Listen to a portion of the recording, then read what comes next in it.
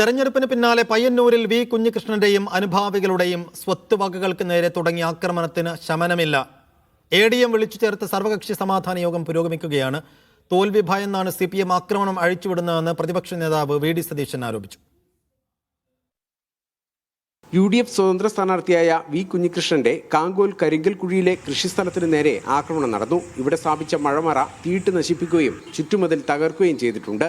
കൂടാതെ എരമം പേരൂൽ സ്വദേശിയായ MK നാരായണന്റെ കാർ തീയിട്ട് നശിപ്പിക്കാനും ശ്രമം നടന്നു. ഇന്ന് പുലർച്ചെയാണ് വീട്ടുമുറ്റത്ത് നിർത്തിയിട്ട കാറിന് തീയിട്ടത്. കാറിന്റെ 4 ഭാഗത്തും തീ ആളിപ്പടർന്ന് നാശനഷ്ടങ്ങൾ സംഭവിച്ചിട്ടുണ്ട്. വീട്ടുകാർ ഉണർന്നതോടെ അക്രമികൾ ഓടി രക്ഷപ്പെടുകയായിരുന്നു.